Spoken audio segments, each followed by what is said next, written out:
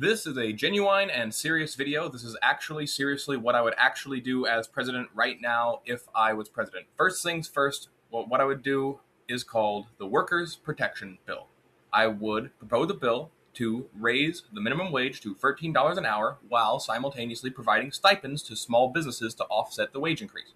It would federally require large businesses making over a certain amount to provide emergency paid leave and to join portable benefits programs. Or, in other words, instead of each company managing and funding benefits directly, they contribute to a centralized system administered by the government or a quasi-government entity. The employees' benefits accumulate in one place rather than being just whatever any company has randomly. This first bill of mine would also propose stricter wage theft penalties and provide a whistleblower hotline to report malpractice in a variety of forms. Germany's minimum wage, for instance, is nearly $13 an hour. And their economy remains one of Europe's strongest, with lower unemployment than the US. Denmark has no legally mandated minimum wage, but strong union contracts result in effective minimums around $22 an hour, and they have higher productivity and living standards than the USA. States like California that raised minimum wage to $15 an hour or higher saw continued job growth and economic expansion, contradicting the job killer predictions. Next up, I would propose another bill, the Universal Health Care Act. It would establish a baseline public healthcare option and cap drug prices. I would also at the same time, by executive order, direct CMS, or Centers for Medicare and Medicaid Services, to begin planning infrastructure for a public option, accelerate general drug approvals at the FDA, and direct federal agencies to prioritize public health opinion enrollment in federal employee benefits. Taiwan's single-payer system covers 99% of their population for a $1,000 per year capita. The US spends $11,000 or more per year, with still 27 million uninsured. Germany's public option, alongside private insurance, covered 99% of people and cost roughly half per capita what Americans pay. The U.S. spends more on healthcare administration alone than most countries spend on their entire healthcare systems total. Next, I would propose the Modern Tax Reform Act, which would create a new tax bracket for people earning over $700,000 a year. I would raise it to about 44% at that annual yearly salary. It would also propose to ban stock trading for members of Congress, and lastly, it would put a speculation tax, 0.1%, on stock market speculation. In the 1950s through 60s, top marginal tax rates for those sorts of earners, for the top 1%, were like 70% to 91%. Okay? The U.S. experienced the fastest economic growth in its history, with strong wage growth during that time, economically speaking. France's wealth tax on high earners generated revenue while not causing the capital flight that opponents predicted.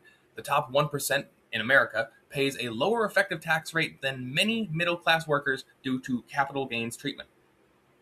Next up, I would propose what I would call the Energy Sector and Transportation Services Reform Act. It would greatly expand buses, trains, and trolleys across the board. It would be tax money, true, but it would be worth it. You could have trains connecting major cities, just like in Europe and Asia, and trolleys connecting inner cities. It's an investment that pays off. Japan's bullet trains move over 300 passengers annually, while the U.S. has virtually no comparable infrastructure despite similar GDP. The New York City subway generates over $50 billion in annual economic activity despite being underfunded. Increased investment could expand these gains. It would also involve more money being sent to building more public housing. It would also propose to enact zoning reform, or in other words, lift the laws preventing more housing from being built in certain areas. Lastly, it would propose to cut oil subsidies, redirect funds to solar, wind, and nuclear, provide wage insurance for oil workers moving to renewables. Next up would be what I would call the Modern Criminal Justice System Reform Act. It would start off with an executive order where I direct the Bureau of Prisons to end contracts with private prison companies and direct federal agencies to divest from private prison stocks and pension funds.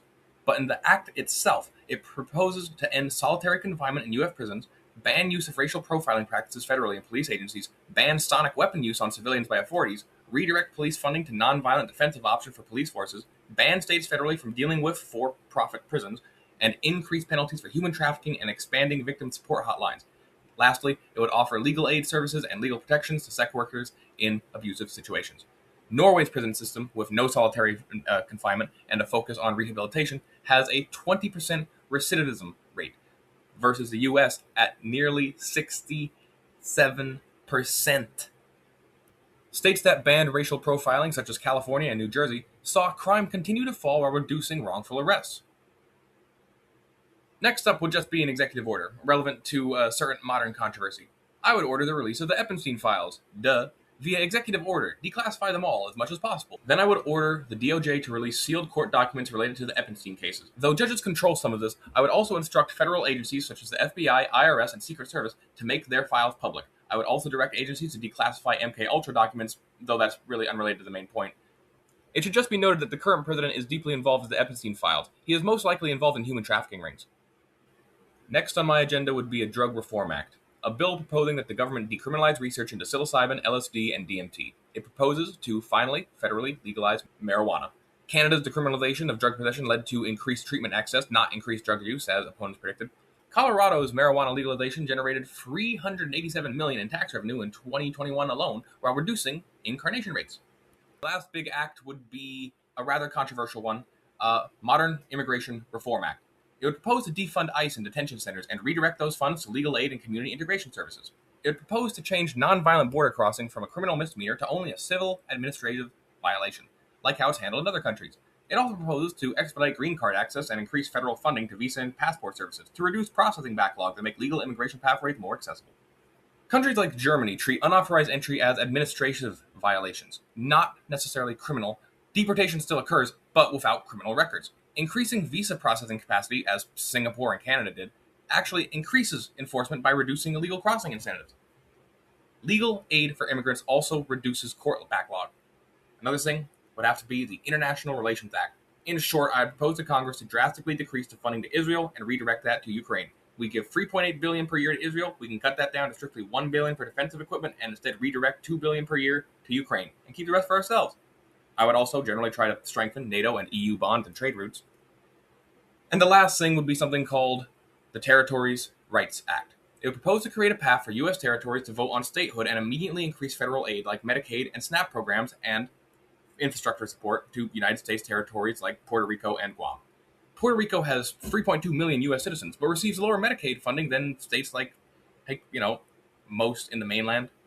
Guam lacks basic infrastructure funding, so yeah, that should be fixed. There you go. That'll be my platform for my presidency. I honestly think that if some big-name Democrat ran if this is their proposed game plan, they would get a lot of support from the middle class of America. If only Democrats could present a single unified vision for their party's direction. And this should be it. These policies and ideas should be the flagship for the Democratic Party. Why not? Minimum wage, healthcare, tax reform, and the release of the Epstein files specifically should be talked about every time a Democrat gets on stage. Present a unified message. Workers' rights, social services, government transparency. There you go. There is your entire political platform. It would work. Don't complicate things. But hey, I'm just a random dude talking into a void, so whatever. Thank you for watching nonetheless, and make sure to leave an angry comment telling me why my political ideas are completely evil and warped or whatever. I'm sure that many conservatives that watch this video, if anyone watches this video at all, will likely be outraged at the idea of helping poor people. I know conservatives hate that. Bye. Like and subscribe.